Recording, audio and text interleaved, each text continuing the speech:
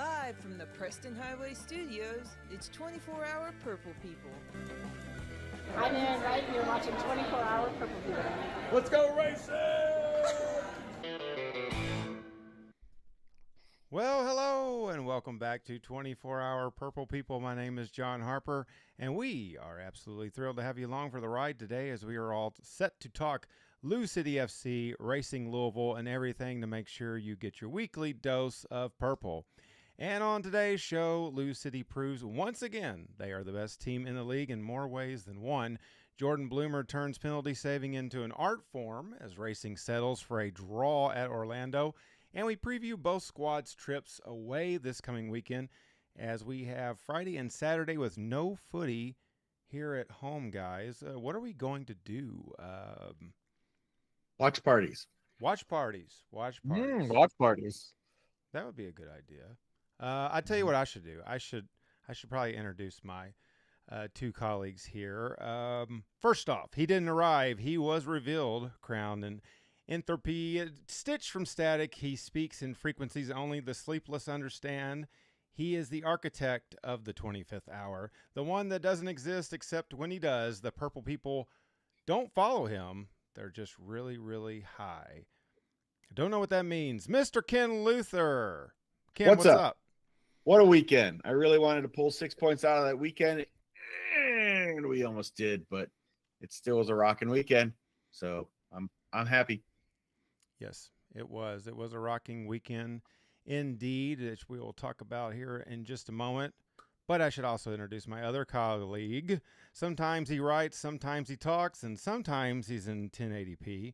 And tonight he'll have to listen to me through both of his ears. Show some love to Matt Dalton. Matt, what is up? I wouldn't say, maybe 720p. I wouldn't go so far as to say 1080. It's a big number. I believe in over promising and under delivering. No, wait, scratch that, reverse it. You got to under promise and over deliver. You got to do one of those things for sure. Yeah, I'm still reeling from this weekend. We tried to record on Monday. I was just out of my gore. I hurt myself at work, gentlemen, and I had to take some very strong medicine. And yeah, we did record, but I don't know if that recording's ever going to see the light of day. Let us know in the comments if you would like to see a little bit of that recording, maybe in short forms, of me slurring my speech and having no idea what I was doing. If you don't mind John tying off at the beginning of the episode, it's not bad. It's not bad. But when he bends a little spoon and gets to going with the lighter, it's a little too much, man. I can't believe you said that. There was no spoon involved. Thank you very much. Sorry, Mama Harper. That didn't really happen. That was a joke. Yes, please. She's our biggest terrible viewer. Well, before we get started today, every once in a while we look at our analytics like once a month, and we see that we have a lot of people not subscribed to the channel that do watch us on a regular. So subscribe to this channel, and we will continue to do the show. And if you don't, we'll probably keep doing it anyway because it's fun, and what the hell, might as well. So what else are we doing? Yeah, I mean, nothing. So, all right, we're going to start with the high point of the weekend, gentlemen. Saturday night, Lynn Family Stadium. It was electric. 13,611 fans packed in for Phil the Fam, the second largest crowd in stadium history. And they were treated to first half fireworks from Louisville City, who blitzed the Charleston Battery 4-1 to take sole possession of first place in the Eastern Conference, a match that many circled, some others might have highlighted, but few expected the shellacking that LouCity put on Charleston. But I can tell you, no one will soon forget it. The Battery might be drained, but we are not, and we are going to watch some highlights from this match. Shall we go to the highlights? Let's do it. We shall. We shall. Indeed. Here they come. Do the highlights include the flyover and the fireworks and we'll get there. All the guitar solo that started the. All right, lineup time. Yay, lineup time. I think for players available, this is the best lineup we can put on the field, as it should be. We're playing the second best team in the USL, so we're going to put out our best foot. Matt, you agree? Yeah. The one thing that stuck out to me is that it is a big ass back line. So Adams, and Ordonez are 6'2", and then Jones is obviously a human giant. He's like 6'5". So yeah, that's a lot of meat. It's a lot of man meat out there. The Stopping only shots in front of balls. the only argument you can make is Sean Toch for one of the defenders, Ordonez or Jones. But I think Ordonez went through a spell where he had a knock or an injury or something like that. But it seems like he's fully back. And then Jones has really come on this year. He's really starting to get used to this league. And he has a lot of tools, as much as we love Sean Toch, that I think really brings something to our team. I think the form he's in right now, I mean, you can't take him out of the starting lineup. I mean, he's just playing too well. So our high press started super high. You know, I was kind of wondering where it was going to be. And I thought just at least initially, Charleston did an excellent job passing through our lines, especially right there. But you know what? We had a stalwart in the goal. Yeah. Excellent all game. Great game. It could have been a very different game if he hadn't been do that. Look at the angle on this goal from Goodrum. Dude, this whole play, I know Goodrum's going to get, understandably, a lot of the credit for this finish because it is like clean, efficient. I mean, look, yeah, the angle is crazy.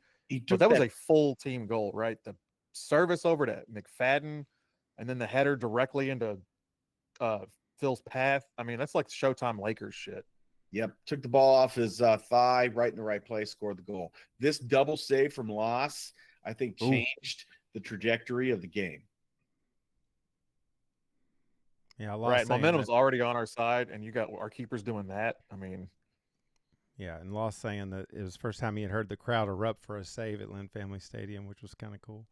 The first time he heard the crowd, or it's the loudest he's ever heard the crowd, I think is what he was saying. And it's the second biggest. When was the first the biggest crowd? Does anybody remember? Do we know?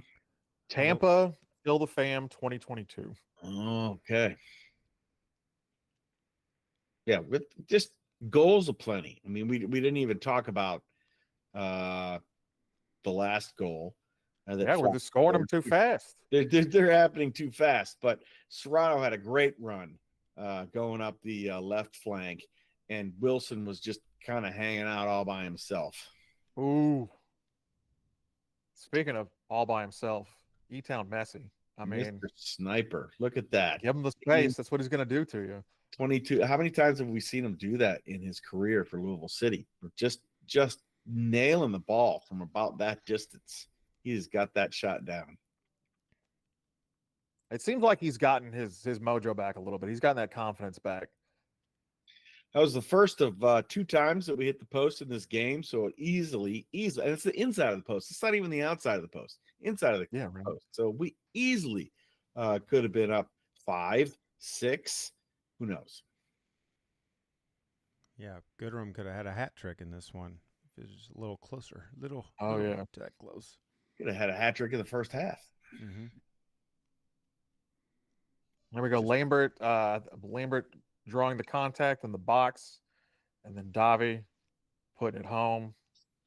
I think teams 4 goals, 50 minutes. I think teams look to try to get Lambert to react or cause a foul or 100% try to draw cards off of him based on his initial performance this season. I just don't think the last 4 games or so that's working.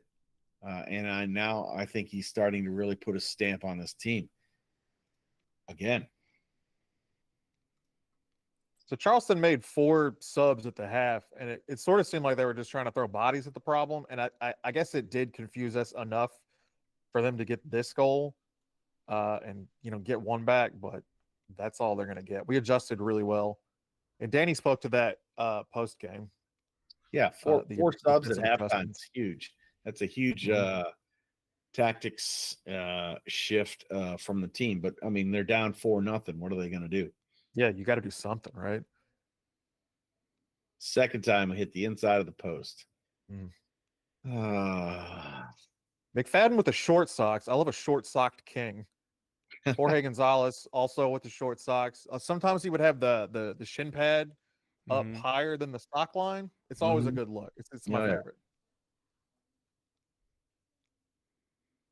It's the little stuff that we do in defending that really goes a long way. Like Lambert just disrupting that long enough to, give everybody a little bit of time to sort of regroup in the box. Yeah, that's what he does. I mean, it is that off the ball stuff that I think has gone a little bit unnoticed by some, especially from people like Lambert, that's putting us where we're at right now.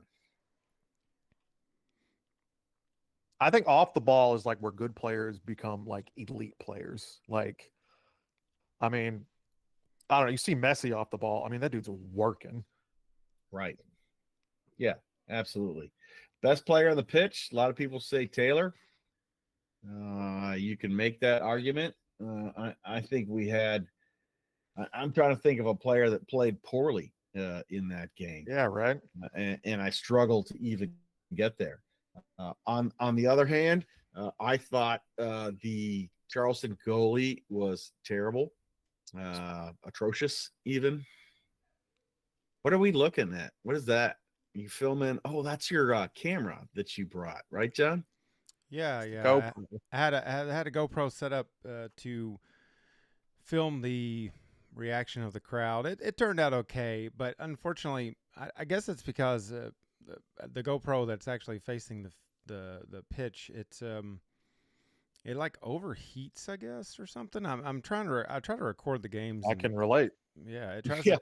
I tried to record the games in 4K. It doesn't exactly work. So I just made this little video, spliced up the broadcast with the Cooper's cam, if you will. And yeah, it was just for fun. Just for funsies. We had a fun day. I mean, it was a fun all-around experience. I think you don't really get how many people were in the supporter section this game, because there was if you get the camera a little higher, I mean, it was full all the way up. I mean, we got there a little late, and we had to go all the way up to row P just to get some standing space. Yeah. I think that was the most crowded I've seen the supporter section. Pretty cool. Yeah, no doubt. What a crowd. I mean, Cruz spoke to it. Goodrum, Loss. I mean, everybody had just like everybody. Yeah. And I mean, credit where credit's due. I mean, the team did a lot. They did some advertising that maybe they weren't doing beforehand, like they weren't doing previously. Ken showed us an ad in the Leo. Yeah, here it is. So credits to the team, and they had a lot of ticket deals, stuff like that. I mean, they helped pack it in too. Now this game at the tailgate here, I don't know exactly what it was they were playing, but what about cheese? It's a cheese game. The cheese game. These 4 cards, we got conveyor belt. I didn't understand it either. So what is that? Child curb suspension? What does that say? Chud?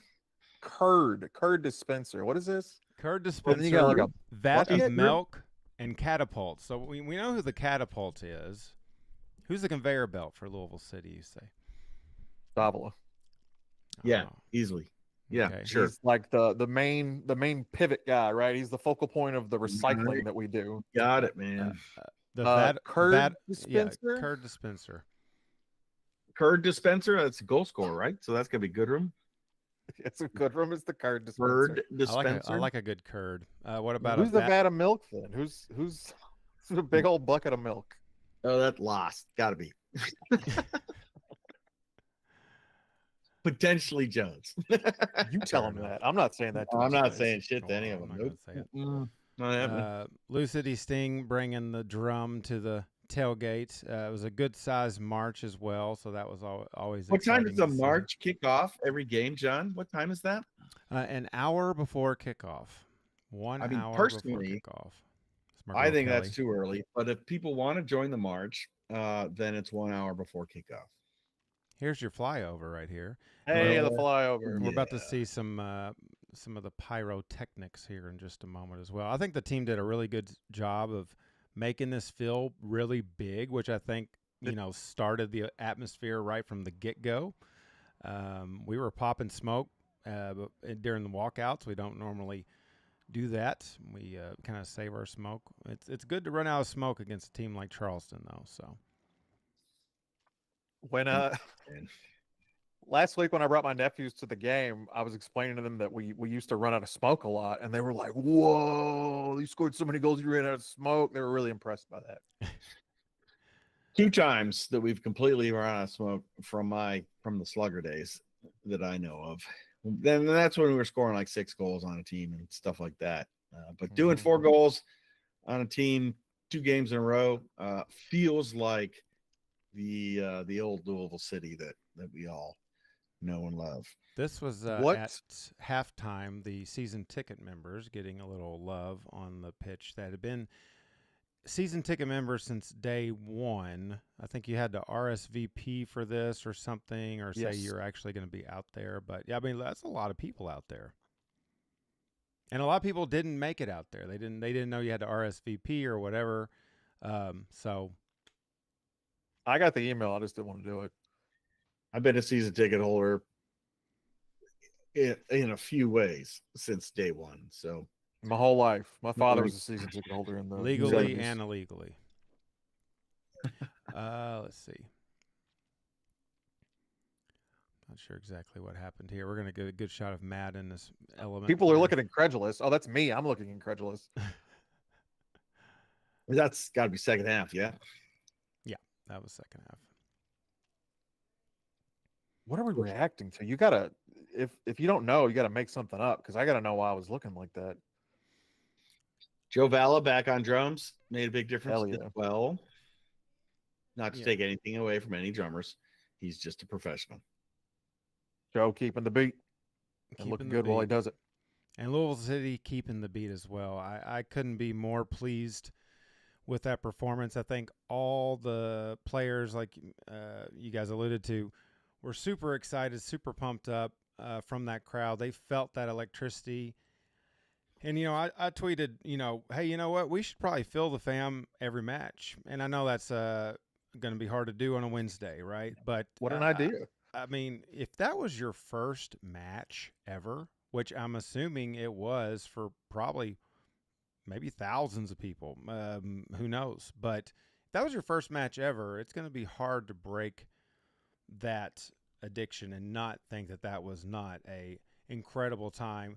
I can tell you that all the goals were just I was lucky enough to be on the stand for 3 of them, and it was just, man, about kilted. I mean, they filled it through a variety of ways. So one was giving tickets away, right? Mm-hmm. Well, if it's your first game, it's free. First one's on the house. And I think it's gonna, if they continue to, on the games that are not fill the fam nights, if they continue to have expensive tickets with lots of SeatGeek fees and expensive parking and all the shit, they're not going to be able to do that. So I don't think that they have the regular match season ticket or even individual ticket pricing quite right. I think they got to kind of look at that, because I know they sell a lot more concessions when they have that many more people in the stadium. Yeah. And merchandise too. Yeah. And tons of merchandise and people that are going to buy in year after year after year. That's the key. And if you go to a match for free and then you go to the next match and it's like tremendously expensive, that might be problematic. I don't know. Not the naysay shit, but they from a every game total season perspective, I think they have to take another look at costs for the individual and the families and all that shit. Not the naysay, he says, as he says all those nays. Yeah. No, I agree with you. I agree with you. You are correct.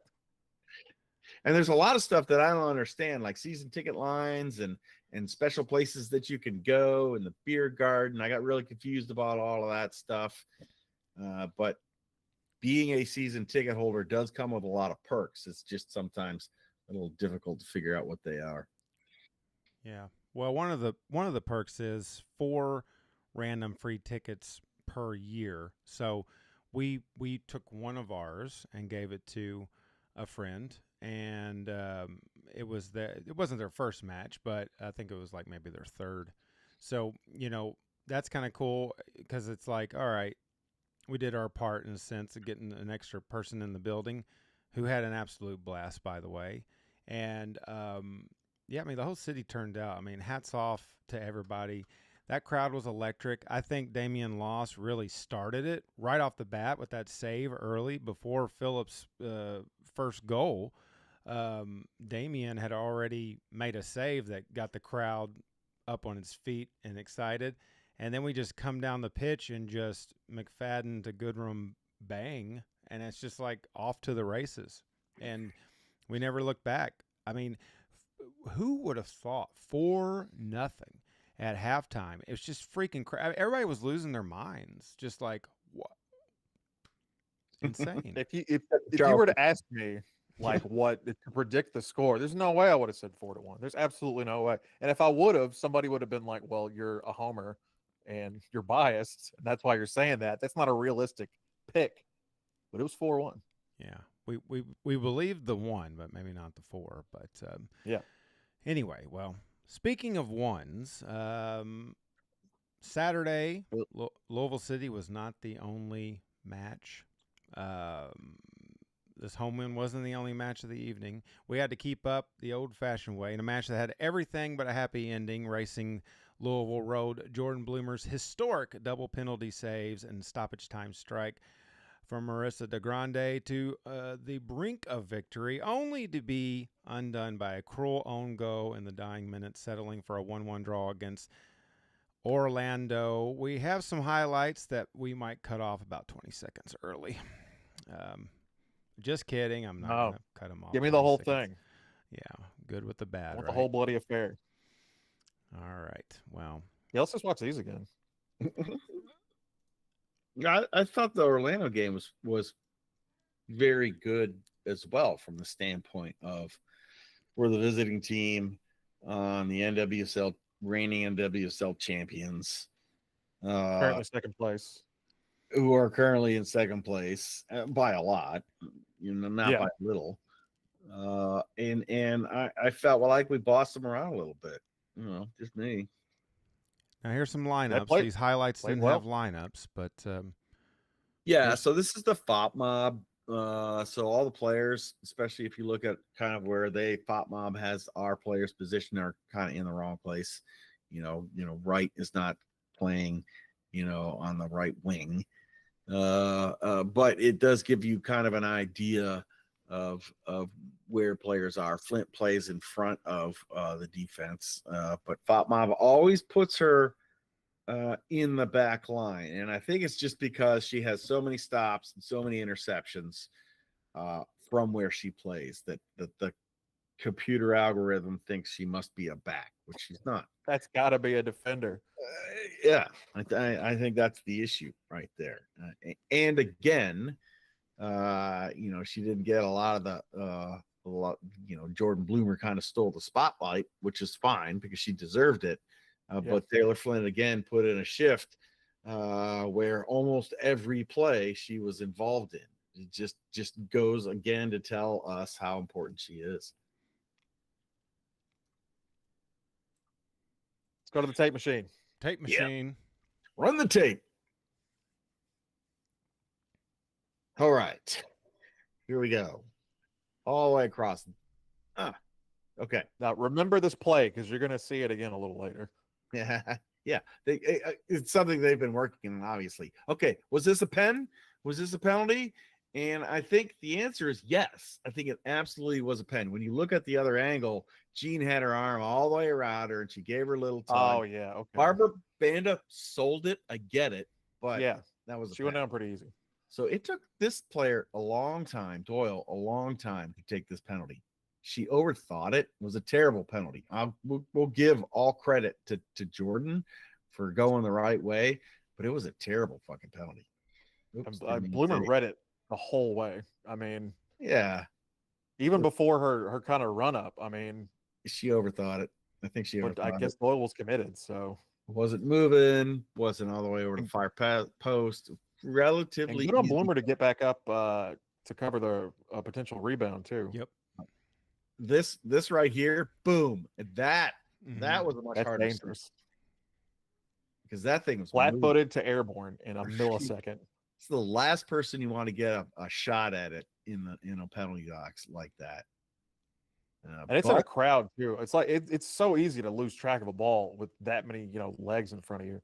But like a cat, Jordan Blimmer springs into action. Gato. El gato.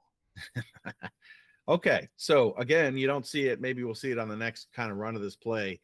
Taylor Flint started this by getting the ball back and pushing it out. And then you're right. They had been working on this all game. Let's just do it again. Sonis putting it over to the other side. DeGrande with a beautiful take. Look, Taylor Flint, I'm taking this. Thank you. Nice. And then Emma doing a ton of work. Getting into Sonis. Sonis knew exactly where she was going with this. DeGrande with a beautiful take, sets it up right in front of herself, and goodbye. Good night. Hello. Lead Louisville. So much room over there, too. Oh, no, she's all by herself. Always good to get one before the half, no doubt. I'm going to say, even if she had right somebody, before the half, too. Even if she had somebody on there, the take was so good. It was so close to her when the ball fell after she trapped it. That I think she still would have had a fairly good chance to strike. Oh, that first touch was incredible. Yeah. Soft. That's a tough save for Morehouse. That you got to read that one right. I know there were a lot of bodies behind her, but yeah. So I thought we, pressed them, forced bad passes at them. This should have been a goal. I'm going to say again. Who was that? Haas. Haas should have come across, back across to Emma Sears that was making a beautiful run all by herself. It's easy for me to Emma kind of put her arms up too. But Haas, Haas did good to break away like that. That was a really well-timed run. Like I almost couldn't believe she was onside, to be honest. So was I. You just got to go for the sure thing, though. They looked at this at VAR, and I'm not sure who the foul eventually landed on. It could have been on Flint. Well, if it was on Flint, then it should have been outside of the box. Yeah, right. The Flint foul was outside the box. Clearly, I guess they had. I'm assuming they had to call it an O'Kane, but I think Flint did most of the contact. Right, she did most of the damage there.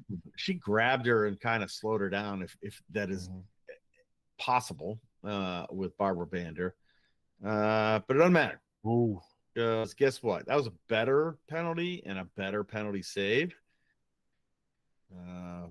And the flex, you're gonna see the flex in a second. Ball's out. And dude, I wish I was on the field to just like chest bump her right then. Like that would be fantastic. And this was really unfortunate. I'm throwing shit at the wall. That's what they're doing. We're in the 93rd minute, so they're just kind of putting it where maybe it can do something, and it unfortunately does. We deserve that win. We know we deserve that win. Orlando knows we deserve that win. Look at all those faces behind them. They know they lost that game. Yeah. So watch out. When Ari looked pretty. I mean, she was not happy about the own goal, but Jordan was the first person to come up behind her, pat her on the back, get in her ear, saying, it's okay, it's fine. Shit happens. Yeah, it does. I mean, you just forget about it and keep playing like you're playing for the other, 99 minutes of the game or 89 minutes of the game, and we're gonna be just fine. This is a historical game, the first NWSL player to have 2 PK saves in one match. She won NWSL Player of the Week, a Louisville clean sweep, as we had Players of the Week on both Louisville City and Racing in the respective leagues. So that's very exciting. Yep, and we've got a lot of matches coming up that it's murderer's row for Racing right now, so we'll be talking about those. But, I saw some talk out there about where did this come from with, Jordan, just the intensity and just having this newfound confidence. Where did Jordan get this confidence from? And I would like to share a few things. Whoa! Wouldn't you know it? Came from the button. So this is from the racing event at the Porch, I believe it was called, at the Marriott in downtown Louisville.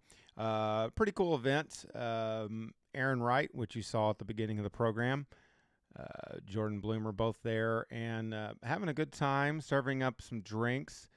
Katie was so excited about getting the back of her jersey signed. So there they are doing some bartending. It's a pretty good crowd there for it. And we had a great time. Ken, they were really nice, weren't they? Yeah, I kind of like events like that because it gets me kind of out of my comfort zone, which is like the Highlands, and gets me downtown, going to bars that I tell you what, that I never would go to Porch unless there are players there. And it's got a cool place. It's got downtown prices. Yeah, I get that. But it was super fun, and you get to talk to players. You get to start to get to know, which is kind of hard to do. Because our players are like superstars. So having an opportunity to have a 5-minute and I think I had a 5-minute discussion with Jordan Bloomer, who is longer. now the NWSL Player of the Week in the best league in the world. It's kind of a big deal, I think. I'm just saying. Yeah. What'd you guys order? What did from the we bar? order? I had an old fashioned.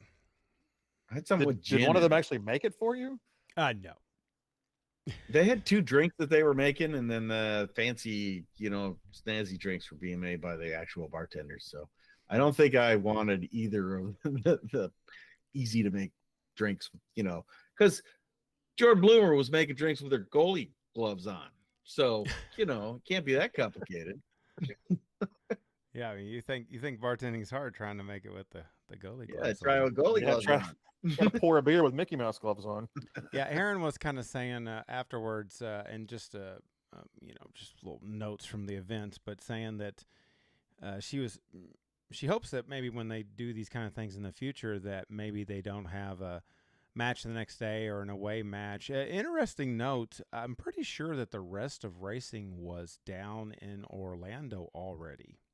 No, she said they were going to do training the next morning and then fly out in the afternoon. Okay, that makes That's what sense. she told me, because I was like, aren't you supposed to be in Orlando right now? Are you not playing? Did they leave without the team captain and the starting keeper? These are important players. Like Home Alone getting left behind from the airport or something. But yeah, which is interesting. It's so humid here and it's so humid there that I don't think you have to acclimatize. I can't say that word. To the weather in Orlando. And if you have better facilities to play on, and you're normally doing your training in the morning, flying out in the afternoon, evening, I don't think it's a big deal. And then to the hotel, down, do your pregame ritual the next day, play, and then out the next day. I think that's probably better for players. I don't know. I'm not a pro athlete, but it sounds like they know what they're doing at this point. Yeah. It was a lot of fun, and they both received 24-hour Purple People buttons that you can also receive if you come to the tailgate and hang out, or just whatever. But Arin actually said we got to keep our eyes peeled, because Arin said that we might see that button on a walkout at some point. Ooh, yeah. Do you think when they got to their hotel in Orlando that Arin and Jordan just walked behind the bar and just started making their own drinks? Does they have all this experience now? Yeah, maybe. No, I got it. Don't worry. I'm trained. Yeah, I'm good. I know what I'm doing. I'm trained. Yeah, I'm a professional. Well, it was a good time. We had a really good time there, and I believe we're going to have a Louisville City version of this coming up. Ownby and Sean Tosh, I believe. That's the last week of August. Yes, so that's coming up pretty soon, at the same location, I think, as well. So that'll be fun. No, it is not. No, it's not. Where is it at? Do you know? Hold on, I got it here. Just keep talking. Kill some time. I think that I would like to see those two guys bartending. That would be an interesting occasion. Those are some veterans right there. I'll tell you what. Veterans of the bar scene, you're saying? Veterans. I'm telling you what, there's some hard they've drinkers. been around. I think I don't know. I can't remember if coaches have ever been on the podcast preceding this one, which was Barrel Proof. I know Ownby was. So they've been around. Good stuff. Well, we can circle back, Matt, if you find out this information. I really do think that these kind of events, Ken, you kind of said, it gives you an opportunity to, well, you said gives you an opportunity to get out of the Highlands, but I thought you were going to say it gives you an opportunity to really have good one-on-ones with the players. I mean, because Matt made fun of me. I want you to know off the record, and I will continue to. Yes, yes, numerous things, but this was about that. I wanted to do just to have a little tidbit of something to say to each player, so I could just start a conversation with them and just talk to them because I don't. Did we talk about this on the John is Stoned episode? I don't know. If we did. I don't think that's the reason. I think the real reason, is because maybe you have a little bit of a crush. No, get out of here. Stop that. It's just a little crush. I think so. No, not gonna blush on the air. I mean, I've been rooting for Jordan to get an opportunity, and she got an opportunity, and now and look what happened. She made the most of it. She's making the most of it, and she had a sensational game. I mean, setting that record got her name across every single women's soccer headline probably in the world. I mean, so she probably instantly had, on top of 24-hour Purple people and myself, a million other Instagram and Twitter followers. So, yeah, don't have a crush on her. But most importantly, 24-hour Purple people. Yes, that's right. Where that? Hold on. I got some Jordan Bloomer stats. 42 saves in her 9 starts so far. Next game will be her 10th start. That is crazy. I feel like it feels like a lot longer than that, but I think saves is an interesting stat because our defensive line, to include our holding midfielder, is a lot better than they used to be. Yes, much better. So the amount of chances that teams are getting to give a keeper an opportunity to make the save, I think is reducing. But it's still an admirable stat. The teams are not scoring a lot of goals on us. And I think it's a variety of reasons. One is because of Jordan Bloomer and goal. 2, it's because of our defensive line play and our holding midfield play and our high press. I think all of those things in conjunction are leading to an inability of opponents to score on us. Even opponents with some of the best players in the world, like Barbara Banda and Schwenga, although they kind of did score. But anyway. Coming up on Friday, we're going to have to contend with a lot more attacking. Hatch. Yeah. Yep. And Rodman. Rodman's back. Yep. Racing Louisville is well, you're doing my part. The only thing I contribute to this show. Racing Louisville heads to Aldi Field for a high stakes clash against the Washington Spirit, and the stakes couldn't be higher, gentlemen. The Spirit has had Racing's number in recent meetings, including a dominant 4-1 win last season in October, a 2-0 shutout earlier this season. But Racing's recent form and gritty performances suggest they're ready to flip the script. Matt, we have seen Racing play very well as of late. Even when they're not playing well, they are always very competitive. My question is, can we exercise the Spirit? I don't see why we can't. This is not the most opportune time to play them because I think Washington, for most of the season, has kind of suffered injury-wise. I think there were some points they were missing like 8 or 9 players, but they're starting to get healthier as the season winds down. So Rodman came back a couple games ago. They also got Ashley Hatch, Gift Monday. There's a lot of firepower there, but Yeah. Yeah, I was talking to one of the players or both of the players on at the porch bar thing, and we were talking about how many points we needed out of this month, and I felt like we can chalk that up as a successful month if we took 4 points out of that. And I thought we were going to take the points off Washington and San Diego, lower teams in the table. But we took a point off Orlando. So I'm not going to get greedy. I still think we need 4 points out of this month to stay competitive in where we are on the table. But I do think we can beat either Washington or San Diego. I think we are a good enough team to beat both those teams. We were a good enough team to beat Orlando. Gods were against us. We got Orlando's number. But we're also good enough to beat these two teams. It's football, and we're going to see how it goes. But we have a very good team, and they work very hard. And we didn't even start Kayla Fisher. She came on at 70 some odd minutes. Yep. So I feel pretty good about being able to take points in both those games coming up. A point on the road in general, especially a team above you in the table, like baseline is good, right? Win. Yes. So a point on the road is good. So we just need to further solidify the position that we're in. Because we're going down the table, right? We played number 1, we played number 2, we're now playing number 3 in successive weeks.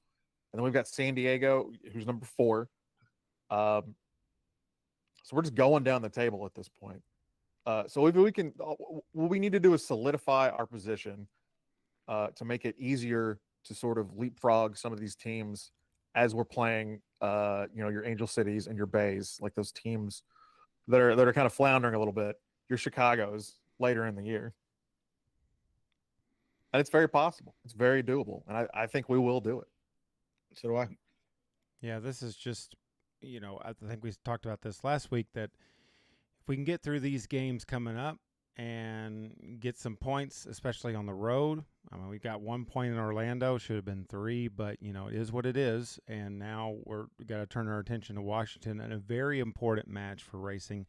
And, you see right here, I mean, Racing can find themselves back up tied with Seattle, depending on what their results are. But, I mean, look, separating Orlando with 27 points and Racing with 21, there's not much of a gap there. And the season ends on November 1st, November 2nd.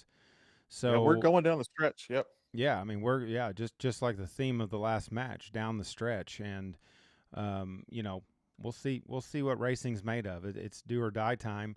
We're in a comfortable playoff position, but we could be more comfortable. There's no doubt about that.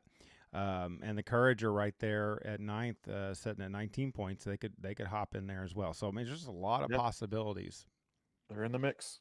Yeah. So this is the other kind of cool thing about this game on Friday is it's the Amazon Prime game, and I try not to give Amazon a lot of credit for anything, but in the case of showing women's soccer on TV with high quality production value, I think Amazon is the best outlet, whatever you want to call it, this year.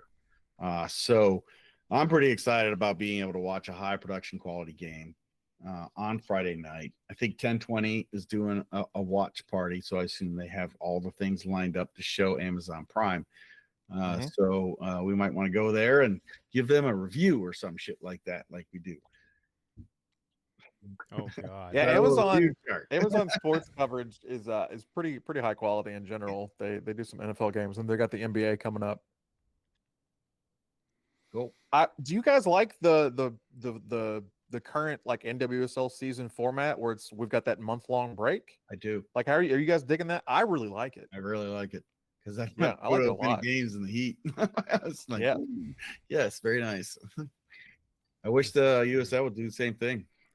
Yeah, And I think it's interesting to sort of delineate the season kind of in two. the big transfer window and all this stuff, and right, and the teams Yeah. that are in the run and are making moves. We've made no moves. It worries me, but okay, let's just keep on trucking because we're pretty good. So I don't know. We've re-signed Ellie Jean. Saw that They announced that. 2028. Brought in a rookie from Kansas City. Yeah, that's backup probably. Maybe. Is that a loan? That's a loan, correct? That is a loan. Okay. We'll see if that. What's makes, the APR makes on that? 2.9. Mm, All right. good. Well, one team leaves Florida, and another team is heading to Florida, the South Beach. This Saturday, Louisville City heads down to Miami FC to take on Messi and just what? Wait, I'm sorry. It's a match of opposites. Louisville City sits near the top of the USL Championship table with 13 wins, a 23 goal differential, while Miami FC is in seventh. 7-match losing streak. Conceded 24 games. 16 goals in 24 games. Is that right? Or 24? I don't know. This is crazy. I actually think it's 17 goals. Miami is just not that great. Ken, any worries about Miami coming off all this momentum? How do we keep the momentum going? Well, it takes a lot of effort and it takes a lot out of you to play in front of 13,500 people and lay down 4 goals on a team. We have a week of rest, and then we're traveling to Miami, a place we've been before, and the team is all professional, and they're going to do their process to work up and work into this game. But it is football, and football sometimes does not go the way you want it to go. Miami started out the season pretty well. What I think happened, I haven't really looked at this too closely, is they had some players, took some knocks, got injured, and or just fell out of form, and they haven't had a deep enough bench to be able to continue to have a high degree of form, which is why they've got lots of draws and lots of losses in the last 5, 6, 7, 8 games. So I think we certainly have the upper hand. I think we certainly have a deeper bench. And I think if anybody's going to bet on this game, I think the odds are certainly in favor of Louisville taking 3 points. And we need to, because we got to stay ahead of Charleston. I would like to add this Miami team is ass. The only team that will be playing in this game that can beat us is Louisville City. This is the only team that can beat us is us. So 7 Charleston's match... got Go ahead, sorry. Charleston's got Pittsburgh, I believe the same night that we have Miami, and they're playing at Highmark. So they're hot, right? They're getting hot. I mean, I'm just looking at Pittsburgh's form in the last 5 games, and it's 4 draws and a win. So I'll take a draw. Yeah, give us a draw. Take points from them. Yeah. Yeah. Pittsburgh hasn't lost a game since June. Yeah, 7-match winless streak. Conceded 24 goals in just 16 games is Miami FC. And they've scored 15 goals in those 16 games? Oh, what they scored 2 goals in their last 5 matches, and we had 4 goals in our last match. I mean, like I said, polar opposites. And I'm going to ask you, gentlemen, could this be the word? Could this be the trap? We've been talking about trap games. I feel like all season, and we haven't fallen under the trap game spell. Have not. But this could be considered a trap game, potentially. I don't think so, man. It could be. That doesn't mean we're going to lose, but when I think of a team that's going to trap you and beat you when you come to visit them after you're having incredible form, I think of a team that is at the bottom of the table that shouldn't be at the bottom of the table.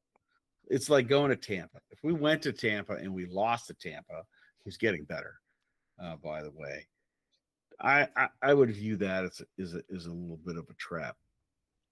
I don't know. I think in order to have a trap game, your team has to overlook the opponent. right? And I Bro. don't think that Louisville City does that. I do not think a don't do Danny that. Cruz coach team is going to do that. We got a week off. Mm-hmm. We have a process that's on a day-by-day schedule of, reviewing film and reviewing stats and throwing all the stats into the gonculator, and the gonculator spits out the things you should do, and then Cruz looks at the things that you should do and makes tweaks, makes some minor adjustments, and that goes into training, and they train specific things, and we're off and running. We're not going to break that process. I don't think we're going to break this team. Are you saying Danny Cruz does this or Willy Wonka? What is the gonculator? The things that the players wear that collects all the data.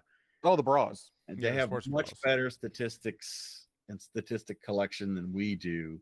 And then they take all of that data and they smash it into a model based on performances by the opposition to determine what is the best way to array the team on the field. Where should you, as Danny calls it, seize and hold territory? Where should you set your press line? And all of that stuff. And then Danny will take a look at it, because computers weirdly aren't always right with their modeling prediction, make some adjustments, and then that informs training, which I think, based on the way he has explained it to me, is how it works. And the Wonkavator comes into it where? The gonculator. It's a gonculator. Okay, not the Wonkavator. Okay. I mean, it's similar to the Wonkavator, except it's not making candy. Which is a real shame. I mean, I know that they gather a lot of data, but they could also make candy. It's just a model. I mean, I don't know what applications that they use, but they should probably use a couple just to see if they could get different views and different looks on how things should go. But that's the way it's played now. That's the way football is. And I think another one of the strengths is we've committed resources to supporting that capability of statistical data and predictive analysis. Yeah. Well, I have your golden ticket right here to our Discord. This QR code on the screen. You can see we've had a good influx here recently of some Discordians, and come hang out with us on Discord. It's a lot of fun, and we can Discord chat, throw us stuff, and we'll chat with you and all that good stuff. Also, speaking of throwing us stuff, throw us a big thumbs up, hit that like button, subscribe to this channel for more ridiculous content. Got a cramp in my leg. Gentlemen, any closing thoughts on today's program? I think this went better than the John is on Muscle Relaxers program that will never see the air. Ken, I don't want to see that now. Ken, any closing thoughts, sir? Yeah, just from the Discord thing, that if we're going, for the Louisville City games, if we're going to do a tailgate and you want to make a request for me to play music on the big giant speakers, then drop it in the Louisville City Game Day Discord chat channel, whatever the fuck it's called, and assuming it's not Otis Redding singing a song he's never sung before, I will do my best to get it into the mix. I would like the Willy Wonka theme song. I would like Pure Imagination as sung by Otis Redding. I am also going to listen to the song beforehand to make sure it's not absolute shit, because if it's absolute shit, I'm not putting it. So he's going to judge the shit out of your taste. I am. Well. So, give me I'm going to too. I usually do it silently, but Matt, any closing thoughts? No, I mean, perfect episode. I mean, we really crushed it, guys. Perfect in every way, yes. And you out there are perfect in every way for watching us, not so perfect individuals. And we'd like to thank you for your support of 24-Hour Purple People.